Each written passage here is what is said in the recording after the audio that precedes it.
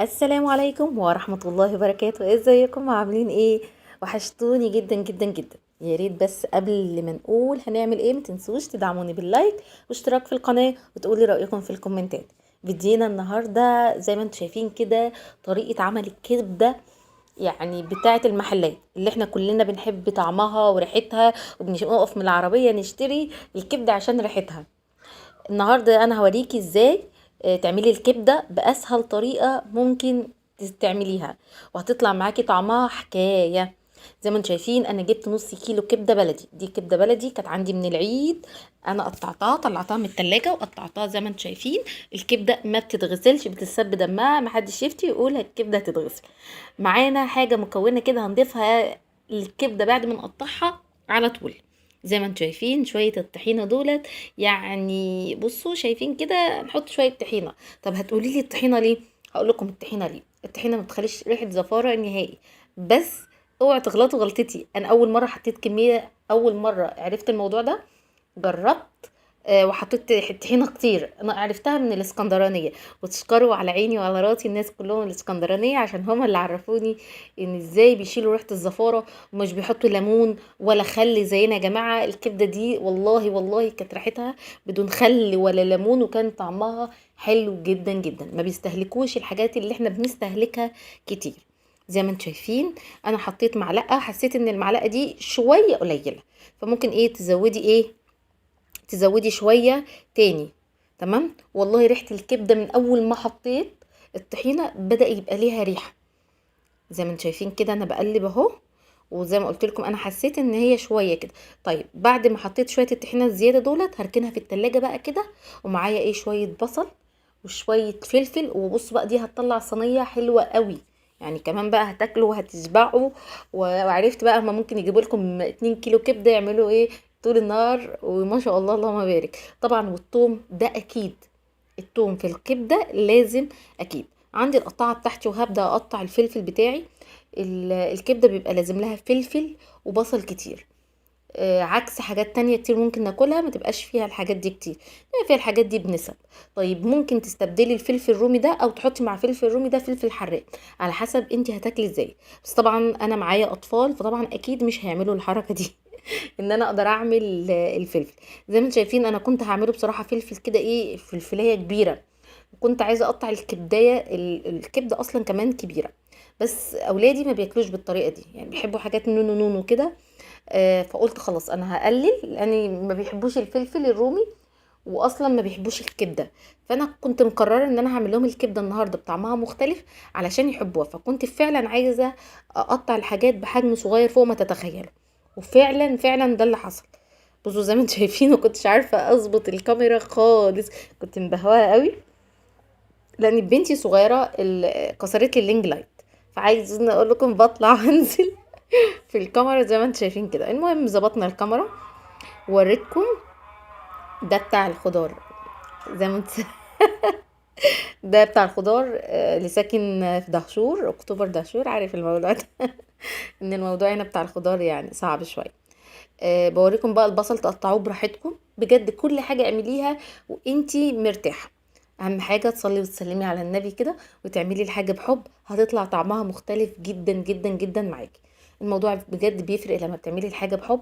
انا كنت النهارده عايز اقنع ولادي بيها، فقررت ان انا اغير منها في كل حاجه، في الطعم في الريحه. كنت عايزاهم هم اللي يجوا يقولوا لي احنا عايزين ندوق الكبده.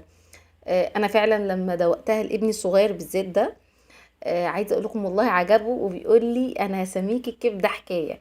يعني عارفين بقى دي حاجه، يعني كل ام بتبقى مبسوطه اللي ابنها ما بيحبش اكله وتظبطها معاه ويحبها. غير ان الكبده ما شاء الله بيبقى فيها نسبه حديد عاليه. طبعا يا جماعه الكبده دي مش للناس الحوامل، الناس الحوامل بيبعدوا عن الكبده دلوقتي خالص. طبعا ده توم، كميه توم محترمه، كميه البصل كانت محترمه برضو. يعني خدت لي حوالي نص كيلو بصل كده على ربع كيلو فلفل على راس توم محترمه، وقطع توم. طيب راس التوم احنا ما بنسيبش التوم كده، التوم ممكن تقطعيه حتت صغيره خالص، وممكن تدقيه. طيب البصل ما تفرموش في المفرمه لان هيطلع صغير خالص، او في الكبه هيطلع خالص. طب نستنى عمو بتاع الخضار. اهو خليه يكمل، انا مستنياه. ده توم حطيته طبعا، عايزه اشرح بس خلاص. اقول ايه؟ خل... يخلص. الحمد لله سكت. طبعا انا وريتكم هنا التوم، معلش سامحوني ان بيدخل كده ايه في حاجات كده. انا هنا كنت حطيت طبعا انا كده كنت خلاص طلعت الكبده من التلاجة وحطيت زي ما انتم شفتوا الثوم. ببدا اقلبه تقليبه، والله ريحه الكبده بدات تطلع يعني فجاه رح حطيت الثوم دي. طبعا انا برضو ما كنتش بحط ثوم، يعني انا برضو ما كنتش من الناس اللي بحط ثوم. بس بعد كده يعني برضو ناس قالوا لي حطي توم قبل الكبده، انا كنت بحط التوم كده اثناء الصينيه وانا بعمل. برضو ناس اللي قالوا لي حطي على التوم على الكبده، هتلاقي ريحه الكبده فحفحت، علشان توصل بقى زي ما بيقولوا ايه للجيران. زي ما انتم شايفين صينيه كده، اقدم صينيه عندك اعملي فيها. تمام. انا بحب اعمل في الصواني، ما بحبش اعمل في حلل الضيقه. غالبا بتبقى الكبده كده عشان تفرفت كلها. واول ما الزيت يبدا ايه يقدح او يسخن، على حسب ما كل واحد مكانه بيقولها ازاي. انا بقولها الزيت يسخن، في ناس بتقولك يقدح، يغلي، على حسب ما انت بتقولي ايه اللي انت فيه. بنزل الكبده وابدا، بصوا زي ما انتم شايفين كده ايه، ابدا اديها تقليبه حلوه كده. في ناس بتنزل البصل الاول، وده غلط طبعا، لازم تدي صدمه كده للحوم او اي حاجه انتي هتستخدميها، لازم تديها الصدمه الاولى علشان تمتص الدم اللي فيها.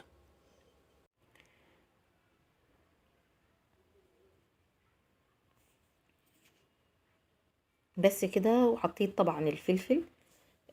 ده الجزء الاخير كده، كنت حطيت الفلفل زي ما انتم شايفين اهو كده، وبتديله تقليبه يمين وشمال. اهم حاجه تبداي تقلبي في بعض. خدوا بالكم ان الكبده الجملي يعني مش على طول زي الكبده التانية. وتاني حاجة انا كنت مقطعاها كبيرة شوية، فحساها ان هي اخدت حاجة بسيطة. الطاول بتاعتي انا لازم هنا احط كمون، كزبرة، فلفل اسود، ملح. مرقة الماجي دي اختياري، مش لازم عايزة تحطيها حطيها، مش عايزة خلاص. والبابريكا طبعا زي ما انتم شايفين. وهبدأ احطهم على الكبدة زي ما انتم شايفين، وابدأ اقلب. وبرضه هتدوقي الملح، انا الملح بتاعي كان مظبوط.